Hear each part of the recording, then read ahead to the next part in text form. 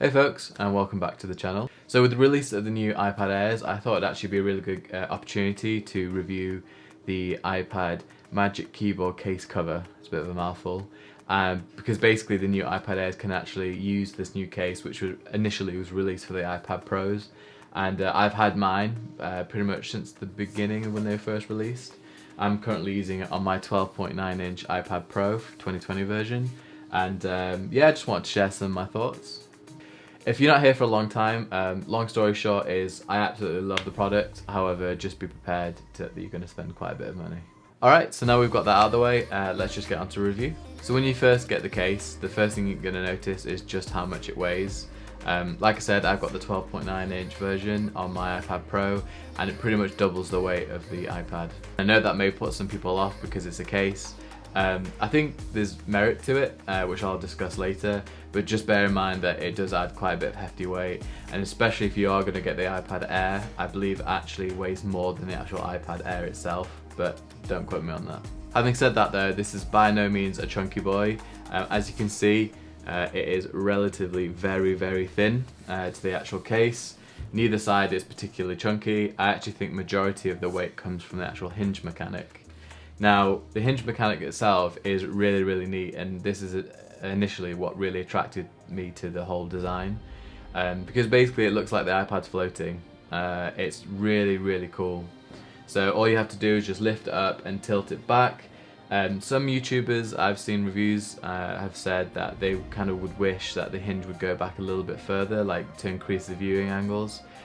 I've used this iPad in bed, I've used it at my desk, I've used it on the couch. Not once have I really felt like it should go back further. I actually think the view angle itself is actually really great. But I understand some people might be a bit taller, maybe viewing it from different angles, and maybe it would be better. Maybe it'd be a bit better for artists as well if they want to draw in it and going a bit further back. But for myself, I think the viewing angle is great. On the case itself, you'll see that they've got the 3-pin connector, which obviously automatically connects to your iPad. And then your iPad has inbuilt magnets all around the edge of the iPad, which basically means it sticks to this like nothing else. The magnets on the iPad are so incredibly strong that this thing feels so solid. My biggest worry was when I first saw this, is how much it would actually wobble when you typed. But no, this thing is sturdy.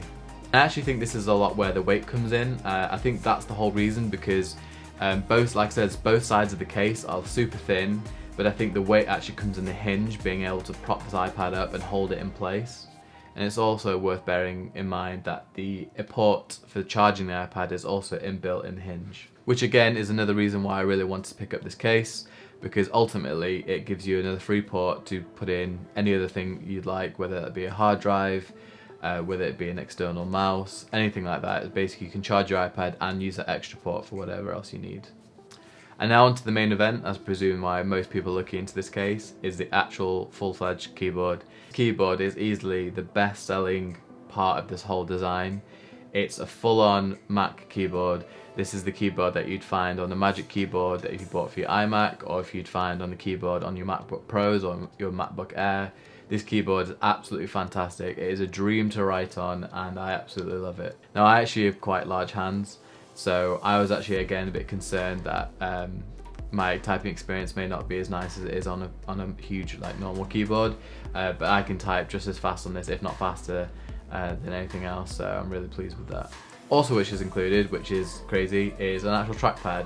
And again, this trackpad is the Apple quality that you know and love.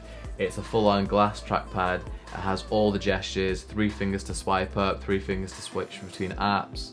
It is fantastic, and it really does increase the productivity on your iPad. One gripe that I actually do have with the keyboard is there's no escape key, which I'll talk about in a few minutes, but it's kind of strange because often when I'm typing, or if I don't, want to get out of an application, I automatically just muscle memory go to escape, and there is no escape, so it's a bit of a throw off. And some of the function keys you don't really get much use out of because of iPad OS. And one other issue that I have with the trackpad is you could argue it's a little bit on the small side, especially if you're coming from something like the MacBook Pro, which has arguably quite too big of a trackpad, so you might have to get used to that. Ultimately, the fact that they fit a full-fledged backlit keyboard with a trackpad in the case is quite remarkable, if you ask me. Whilst thinking about this review, I also felt like I had to include iPad OS into the discussion because the two are so closely linked together. There are some major pros, but there are also some cons to this. So sometimes when I'm typing in an app, obviously because it is iPad OS, it has predicted text like it would have on iPhone. So when you're typing away and it's like quite a long word or a complicated word, it's really easy just to lift your finger and just tap the word that's right there. I think that's really clever and quite smart, and it feels quite natural to be typing, tap the word you want, keep typing. So I really like that. However, on the reverse side of that, sometimes it's a bit frustrating when you are typing incredibly fast and you want to use like slang words or abbreviated words, and obviously because it's a predicted text, it will automatically change, and sometimes you don't want that, so you kind of miss the freedom if you were typing on, say, a MacBook Pro or your PC. And like I said before, there's some weird gripes, and like there's no escape key, and I feel like because this is such a unique design now, and it's attached and you lift it up and you've got a keyboard and you have a trackpad, your brain is almost tricked into feeling like you are working on a laptop. So I've done a few things where I'll go to move things and I forget that I can touch the screen, and sometimes the screen will be all smudged because I've touched too much, and then I'll go to escape and there'll be no escape key. Like, it's just a bit weird, and it's something to get used to. And I've definitely had times where I've gone back to my MacBook Pro and gone to click something with my finger and then forgot. So there is a bit of muscle memory, especially if you go back and forth between devices. Obviously, if this is your main device and that's it, then you'll quickly get used to it. But it is a bit weird. And there's other things as well. For example, say like the YouTube app. Because it is built for iPad OS, and you just use your finger to grab the timeline and just go through the video and skim through which part you want to look at. With the trackpad, you can do that, but you can't skim through and just highlight and see where you want to be, if that makes sense. So say for example you want to get to a clip that you remembered in a certain video, you'll scan through, but it won't show you like the preview like it would do on PC. So it's quite frustrating with things like that. You can't just drag it along with your mouse, and it's little things like that which sometimes frustrate me about iPad OS. I feel like this keyboard case could really elevate the iPad to the next level, but yet again, as mentioned by lots of other reviewers, I feel like iPad OS just still isn't there yet. And one other thing I've noticed as well about the mouse cursor, and this is not just necessarily to do with the actual cover itself, this could be to do with any mouse, but say for example in Notion, if I want to highlight a certain amount of text, you almost have to hover over the text first, then click the highlight for it to be able to highlight the message. You can't just click into the open space and then drag down, which again I know sounds quite trivial, but when you're used to working quite fast on a PC or a Mac and then you're stuck back to this, it can get quite frustrating. Now when the case first came out, there was actually some discussion about whether the case would actually drain the iPad itself, because obviously it is backlit and it has a trackpad and it's always connected, because a lot of people will always have this connected. And I have to say that I've not really noticed it myself. I've used the iPad quite a lot without the case and with the case, and it doesn't really seem to be much difference. Obviously there will be a slight difference, but nothing really noticeable. I know some people had defect products that would drain the battery in like no time at all, but obviously they were sent away, and I think Apple fixed that problem. So if you are worried about battery usage, it really isn't that bad. And I suppose we should probably talk about the case itself, not just obviously the insides. This to me is a bit of a down point for the case. I've pretty much protected this iPad like my own baby. Like, it's really not seen any kind of hardship. I've not taken it outside because of coronavirus. I've not taken it anywhere. It's literally only been in my house. And obviously I've moved it around. I've had it on coffee tables. I've had it on my own desk. I've had it on my lap. But as you can see, like around the edges already, the material used is starting to wear, and it can be a little bit frustrating, especially the price of this product, that it's already starting to wear around the edges.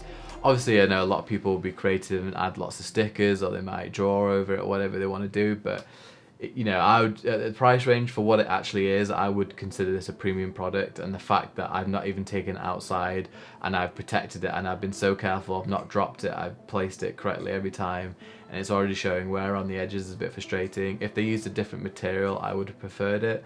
However, the material is nice to touch, and it does feel like it does protect your iPad.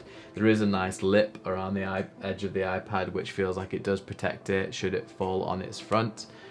So I can't, you know, I have no problem or no beef with the actual protection itself.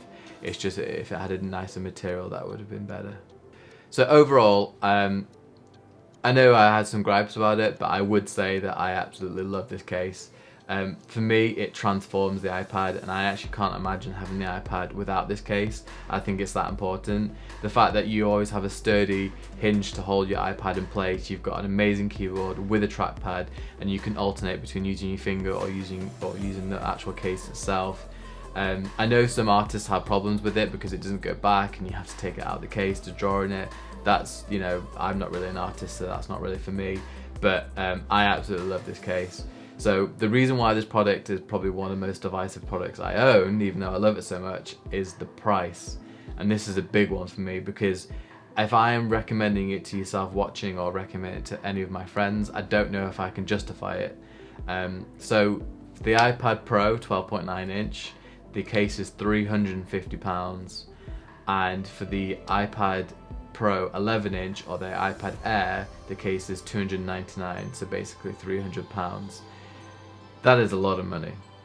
And I think especially if you've bought an iPad Air, this case is going to be over half what your iPad Air is.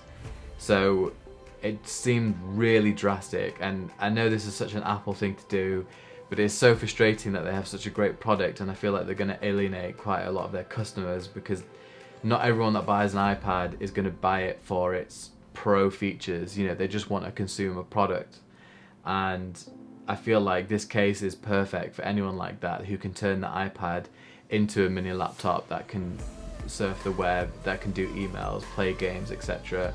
And I feel like that price range is so hard to justify. Would I pay it again? Yes. So I know I'm being a massive hypocrite right now, but for me and what I use it for, I need the typing capabilities. So I would pay for it again, and I love the product, like I said, but it's just such a hard sell for like £350 for an iPad case. I know it has the keyboard inbuilt, but that's a tough ask. Anyway guys, let me know your thoughts, leave some comments below whether you like the case or not, whether you picked one up yourself, whether you're going to get one for the iPad Air. I think it's, you know, quite an exciting opportunity to see where Apple can take it. Obviously this is the first iteration, and I know Apple are always quite good at updating their products and improving them, so maybe in the future we could see a bigger trackpad, maybe we could see some more function keys, maybe some F keys at the top, who knows. But yeah, thanks for watching. Like I said, let me know your thoughts in the comments, and yeah, see you soon. Bye.